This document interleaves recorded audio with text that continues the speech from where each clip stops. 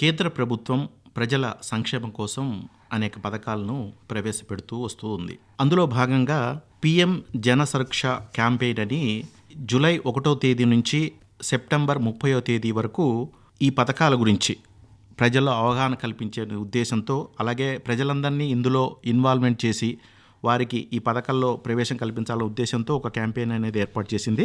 మరి ఈ క్యాంపెయిన్ గురించి మనకు తెలియచేయడానికి Union Bank of India Warangal lead district manager Shri Haveli Raju గారు ఈ రోజు మన ఆకాశవాణి కేంద్రానికి ఇచ్చేశారు. మరి వీరిని అడిగి ఈ క్యాంపెయిన్ యొక్క ముఖ్య ఉద్దేశం ఏంటి, ఇందులో ఏ ఏ పథకాలు కవర్ అయితే అనే విషయాన్ని తెలుసుకుందాం. రాజుగారు నమస్కారం అండి. నమస్కారం అండి. మనం అనుకున్న విధంగా ఇప్పుడు పీఎం జన సురక్ష క్యాంపెయిన్ అనేది మరి ఈ జూలై 1వ తేదీ నుంచి సెప్టెంబర్ 30వ తేదీ వరకు ఏర్పాటు చేస్తున్నారు కదా. అవును. దీని యొక్క అసలు ముఖ్య ఉద్దేశం ఏంటండి? సెంట్రల్ గవర్నమెంట్ ఆఫ్ ఇండియా వచ్చేసి మనకు మీరు అన్నట్లుగా ఫస్ట్ జూలై నుండి సెప్టెంబర్ ఎండింగ్ వరకు కూడా ఈ 3 months శాచురేషన్ మోడ్లో అందరు అర్హులకి 100% ఈ జన సురక్ష స్కీమ్లో ఉన్న అన్ని పథకాలు కూడా అందరికీ చేరాలనే ఉద్దేశంతో సెంట్రల్ గవర్నమెంట్ ప్రతి జీపీలో అట్లీస్ట్ ఒక క్యాంపెయిన్ పెట్టేసి అదే రోజు అర్హులైన వాళ్ళందరూ కూడా బ్యాంక్స్ ద్వారా కానీ డిఫరెంట్ బ్యాంక్స్ సహకారంతో, డిపార్ట్మెంట్స్ సహకారంతో అక్కడే అప్లికేషన్ తీసుకొని ఎన్రోల్ చేయించుకోవడం. తర్వాత ముఖ్యంగా ఇందులో ఫైనాన్షియల్ ఇంక్లూజన్లో పాటుగా జన సురక్ష క్యాంపెయిన్లో కొన్ని స్కీమ్స్ కవర్ చేయాలనేది లక్ష్యంగా పెట్టుకున్నారు. ఈ జన సురక్ష క్యాంపెయిన్లో మెయిన్గా మనకి పిఎం జన్ధన్ యోజన ఒకటి, రెండవది పిఎం ఎస్బీవై, తర్వాత PM JJBY, next Atal pension Yojana, re-KYC of the Jan Dhan accounts, మన సేవింగ్ అకౌంట్స్ ఏమన్నా ఉన్నా సరే, అండ్ డిజిటల్ ఫ్రాడ్స్ను వీటిపైన కూడా అవగాహన ప్రజలకు చేకూర్చాలనే ఉద్దేశంతో ముఖ్యంగా ఇవి కవర్ చేయడం జరుగుతుంది. ఈ పిఎంజేడీవై అకౌంట్ అన్నారు కదా, అసలు ఇది ఏంటి, దీనికి సంబంధించి వివరాలు చెప్పండి. పిఎం జన్ధన యోజన అనేది మనకు సెంట్రల్ గవర్నమెంట్ అందరికీ కూడా ఖాతాలు అవైలబుల్గా ఉండాలని చెప్పేసి సెంట్రల్ గవర్నమెంట్ 0 బ్యాలెన్స్తో ఓపెన్ చేయడం జరుగుతుంది. అన్ని బ్యాంకులలో కూడా ఓపెన్ చేయడానికి, అందుబాటులో ఉండడానికి ఈ పిఎంజేడీవై అకౌంట్స్ ఓపెన్ చేయడం జరుగుతుంది. మరి దీనికి సంబంధించి ఎవరైనా ఎన్రోల్ కావాలంటే అక్కడికి ఏమేమి తీసుకుపోవాల్సి ఉంటుంది? అక్కడికి తీసుకెళ్లాల్సింది మనకు ఐడి ప్రూఫ్స్, అడ్రస్ ప్రూఫ్స్ తీసుకెళ్లాల్సి వస్తాయి సార్, కేవైసీ నామ్స్ ప్రకారంగా. వాటిలో ఒక ఫోటో ఇవి తీసుకెళ్తే ఇమ్మీడియట్లీగా త్రో కేవైసీ ద్వారా ఆధార్ ఉంటే ఇమ్మీడియట్లీగా ఓపెన్ చేయడం జరుగుతుంది మనకు. అయితే ఇప్పుడు ఆల్రెడీ బ్యాంకులో అకౌంట్ ఉన్నోళ్ళు ఉన్నారు అనుకుందాం, మరి వాళ్ళు కూడా ఇట్లా మళ్ళీ అకౌంట్ ఓపెన్ చేయాలా, లేకపోతే వాళ్ళకేం అవసరం లేదా? అట్లా 0 బ్యాలెన్స్ చేసుకోవచ్చా? వాళ్ళు ఉన్న వాళ్ళకు అవసరం లేదండి, లేని వాళ్ళు చేసుకోవడం అనేది మంచిది. ఈ జన్ధన్ ఖాతా ఉన్న వాళ్ళు మళ్ళీ సేవింగ్ అకౌంట్ చేసుకోవడానికి వీలు కాదు, ఒక అకౌంటే ఉండాలి. కాబట్టి జనరల్గా డీవీటీ స్కీమ్స్లో ఉపయోగపడడానికి ఛాన్సెస్ ఉంటుంది మనకి. అంటే ఈ పిఎంజేడీవై ఖాతా లేకపోతే ఎవరైనా ఓపెన్ చేయొచ్చా? దీనికి ఒక లిమిటేషన్స్ ఏమైనా ఉన్నాయా? అంటే బిలో పావర్టీ లైన్ కానీ అట్లా ఏమైనా ఉన్నాయా? గవర్నమెంట్ ఉద్దేశం అందరికీ తక్కువ బ్యాలెన్స్తో చేయాలనేది ఒక ఉద్దేశం సార్. కాకపోతే ఇందులో మనకు కొన్ని బేసిక్ సేవింగ్ బ్యాంక్ అకౌంట్ కాబట్టి దీంట్లో కొన్ని రిస్ట్రిక్షన్స్ ఉన్నవి.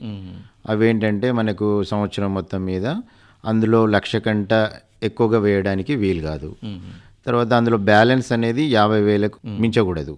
అప్పుడు మనకి కొన్ని రిస్ట్రిక్షన్స్ ఉంటాయి, ఎందుకంటే ఇది లో ఇన్కమ్ అండ్ అందరికీ అకౌంట్ ఓపెన్ చేయాలనే ఉద్దేశంతో చేసినది కాబట్టి. అలాగే ఇప్పుడు మనం అనుకున్నట్లుగా పిఎంఎస్బీవై అండ్ జేజేబీవై. పిఎంఎస్బీవై అనేది ప్రధానమంత్రి సురక్ష బీమా యోజన.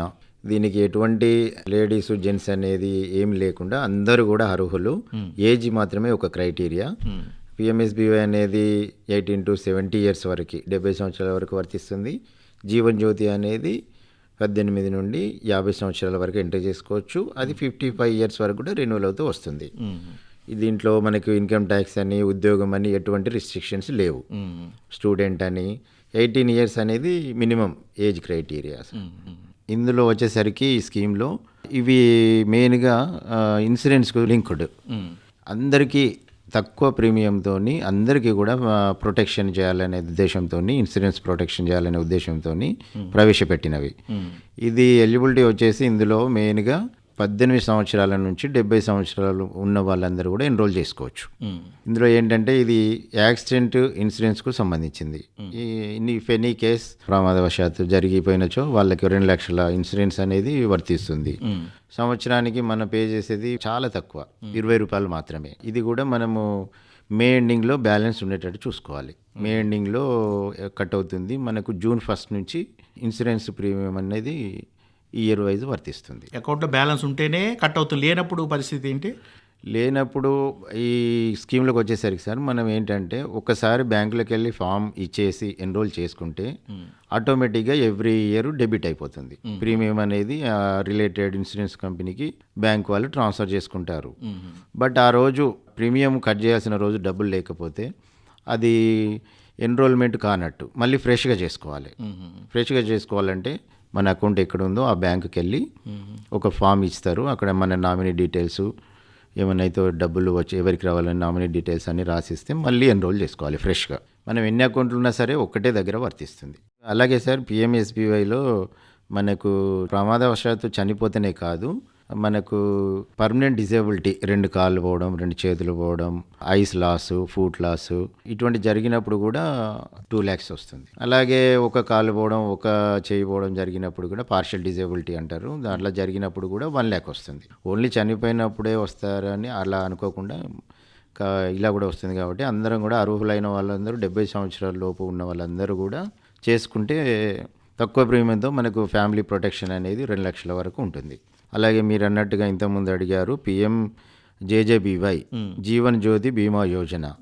ఇదేంటంటే మనకు 18 సంవత్సరాల నుంచి 50 సంవత్సరాల లోపు ఉన్న వాళ్ళు ఎన్రోల్ చేసుకోవాలి. బట్ 50 సంవత్సరాల లోపు ఎన్రోల్ చేసుకున్నాక కూడా 55 వరకు కూడా రెన్యువల్ అవుతూ వస్తుంది. దీంట్లో ఏంటంటే మనకి ఇంతకుముందు చెప్పిన స్కీమ్కు ఇప్పుడు దీనికి తేడా ఏంటంటే ఇందులో ప్రమాదవశాత్తు చనిపోయినా వస్తుంది, న్యాచురల్గా చనిపోయినా వస్తుంది, 2 వర్తిస్తాయి. అయితే ఇప్పుడు మీరు చెప్పిన ప్రకారం చూసుకుంటున్నట్టయితే మరి అనేక పథకాలు ఉన్నాయి వీళ్ళు చేరడానికి. మరి ఈ క్యాంపెయిన్లో ఇప్పుడు జూలై నుంచి సెప్టెంబర్ వరకు మీరు క్యాంపెయిన్ చేస్తున్నారు కదా, ఈ క్యాంపెయిన్లో అసలు ఏమేమి చేస్తుంటున్నారు మీరు? ఈ క్యాంపెయిన్లో ముందే ఒక షెడ్యూల్ తయారు చేసుకొని ఈచ్ గ్రామ పంచాయతీలో పర్టికులర్గా ఒక టైమింగ్స్ షెడ్యూల్ లోకల్ డిపార్ట్మెంట్స్తో అందరు కలిపి గ్రామ పంచాయతీలో ముందే వాళ్ళకి డిఫరెంట్ రూపంలో వాళ్ళకి ఇంటిమేషన్ ఇచ్చేసి ఆ ఏరియా కవర్ చేసే బ్యాంకు లీడ్ బ్యాంక్ తరఫున కూడా పార్టిసిపేట్ చేసి అక్కడికి ఇమీడియట్లీ బిజినెస్ కరస్పాండెంట్ బ్యాంక్ మిత్రుల ద్వారా కూడా ఇమీడియట్లీగా కూడా ఎన్రోల్మెంట్ చేయడం జరుగుతుంది అక్కడ. ఇందులోకి వచ్చేసరికి PMJDY, PMJJBY, next Atal pension Yojana, reKYC అని కూడా చెప్పాము ఇంతకుముందు. 10 years దాటిన అకౌంట్స్ కూడా మళ్ళీ మన కేవైసీ అప్లై చేసుకోవాలి. సరే, అలాగే మీరు మరి అటల్ పెన్షన్ యోజన అన్నారు కదా, దాని గురించి కూడా.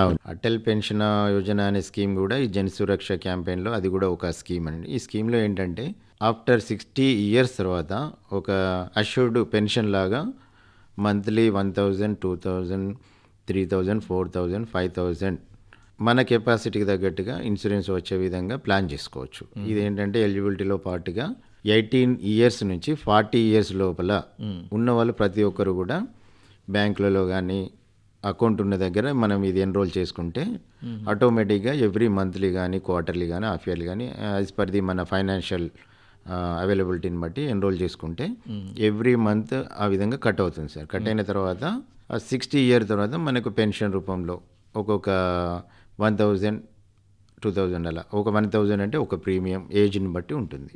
అదొకటి స్కీమ్ కూడా కవర్ చేస్తున్నాం సార్. అయితే మీరు చెప్పిన దాని ప్రకారం చూస్తుంటే ఏంటంటే అకౌంట్లో ఎవరైనా ఈ స్కీమ్స్లో మీరు చెప్పిన ఈ పథకాల్లో కనుక చేరితే ఏంటంటే అకౌంట్స్లో బ్యాలెన్స్ అనేది మెయింటైన్ చేస్తూ ఉండాలి. చేస్తూ ఉన్నప్పుడు ఏమవుతుందంటే నెక్స్ట్ మేలోనో ఎప్పుడో మీరు దానికి సంబంధించిన ఇయర్లీ ఇన్స్టాల్మెంట్ కానీ మంత్లీ ఇన్స్టాల్మెంట్స్ అండి, ఇవి ఇయర్లీ ఇన్స్టాల్మెంట్స్ అవి స్కీమ్స్ మనకి ఇన్సూరెన్స్ వచ్చేసండి ఇయర్లీ పిఎంఎస్బీవై జేజేబీవై అనేటివి మనకి మే ఎండింగ్లో కట్ అవుతుంది. జూన్ 1 నుంచి మే ఎండింగ్ వరకు అనేది ఇయర్గా తీసుకుంటారు, కన్సిడర్ చేస్తారు. మిగిలిన అటల్ పెన్షన్ యోజన అనేది మనం ప్లాన్ చేసుకోవచ్చు అండి. అది monthly or quarterly half yearly pay చేసుకోవచ్చు మనం. అదే ఎప్పుడైనా సపోజ్ ఒక నెల అతను మెయింటైన్ చేయలేక పోయాడు అనుకోండి, తర్వాత దాన్ని మళ్ళీ మనము అంటే నెక్స్ట్ మంత్లో కట్టుకోవడానికి వీలు ఉంటుందా, లేకపోతే మళ్ళీ ఏమైనా ఫ్రెష్గా చేసుకోవాలా? అటల్ పెన్షన్ యోజన అనేది అప్పుడు గ్యాప్ వచ్చినప్పుడు మనం బ్యాంక్ వాళ్ళని కలిసి మళ్ళీ డిఫరెన్స్ అమౌంట్ పే చేసుకోవడానికి వీలవుతుందండి. సరే, మీరు చెప్పిన దాని ప్రకారం చూస్తే మరి ఏపీవై స్కీమ్లో ఎవరు అర్హులండి? ఏపీవై స్కీమ్లో ఎక్సెప్ట్ కొన్ని మనకు సెంట్రల్ గవర్నమెంట్ గైడ్లైన్స్ ప్రకారము ఐటీ రిటర్న్స్ సబ్మిట్ చేసేవాళ్ళు ఎంప్లాయీస్ అర్హులు కాదు. మిగతా వాళ్ళందరూ కూడా చేసుకోవచ్చు. ఒకవేళ ఇప్పుడు 18 ఇయర్స్ నుంచి పైన ఉన్న వాళ్ళు చేసుకున్నాక ఎంప్లాయ్మెంట్ తర్వాత వచ్చినా కూడా దాన్ని మనం డిస్కంటిన్యూ చేసుకోవచ్చు. అంటే వాళ్ళు మీకు తెలియపరచాలి. మన అమౌంట్ చేసుకున్న అమౌంట్ కూడా మనకు రావడానికి అర్హులు అవుతారు. ఇందులో కూడా ఒకవేళ చేసుకున్న అతను ముందే ఏదన్నా అనుకోకుండా మరణం సంభవిస్తే ఆ నెక్స్ట్ నామినీ స్పౌజ్ కంటిన్యూ చేసుకోవచ్చు. కంటిన్యూ చేసుకున్నాక 60 ఇయర్ తర్వాత వాళ్ళకు ఈ పెన్షన్ అనేది కంటిన్యూ అవుతుంది. ఇప్పుడు మరి ఈ క్యాంపెయిన్ పెట్టారా, క్యాంపెయిన్లో రెస్పాన్స్ ఎలా ఉంది?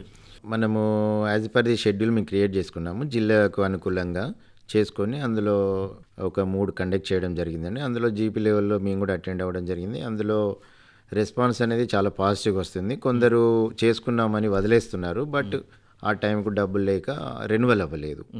ఆ స్పాట్లో కూడా మనకు బ్యాంక్ మిత్రుల ద్వారా వాళ్ళకి విలేజ్లో అవైలబుల్ ఉంటున్నారు కాబట్టి ఇమీడియట్లీ వాళ్ళ ఆధారు తమ ఇంప్రెషన్ ద్వారా చేసుకున్న వాళ్ళకి ఇమీడియట్లీ చేయడం జరుగుతుంది. చాలా పాజిటివ్గా రెస్పాన్స్ వస్తుంది. తెలియని వాళ్ళు కూడా వాళ్ళ 18 ఇయర్స్ దాటిన కొడుకులు కానీ కూతుర్లు అని ఉంటే వాళ్ళు కూడా చదువుకున్నా సరే వాళ్ళు కూడా చేసుకోమని చెప్తున్నాం. అయితే అక్కడికక్కడే చేసేస్తారు. ఇప్పుడు ఎవరైనా మనము చేరాలనుకున్నా లేకపోతే డిస్కంటిన్యూ అయినా కూడా వాళ్ళకి అక్కడప్పుడే మీకు సొల్యూషన్ అనేది చూపిస్తున్నారా? తప్పకుండా సార్, అక్కడే చూపిస్తున్నాం. ఆ క్యాంపెయిన్లో బ్యాంకు మిత్రాలు, బిజినెస్ కరెస్పాండెంట్ వీళ్ళ ద్వారా ఇమీడియట్గా చేస్తున్నాము. వాళ్ళకి ఏదైనా టెక్నికల్ ఇష్యూ వచ్చినా సరే ఫిజికల్గా ఇమీడియట్లీ ఫామ్ తీసుకొని బ్యాంకుల ద్వారా ఎన్రోల్ చేయడం జరుగుతుంది. చాలా బాగుందండి. మరి మీరు చెప్పిన విధంగా ప్రతి ఒక్కరికి జనసురక్ష క్యాంపెయిన్లో మీరు చెప్పిన స్కీమ్స్ అనేవి ఉపయోగకరంగా ఉన్నాయి. మరి వీళ్ళందరూ ప్రతి ఒక్కరూ ఉపయోగించుకొని ఈ స్కీమ్లో చేరతారని ఆశిద్దాం. నమస్కారం అండి. నమస్కారం సార్.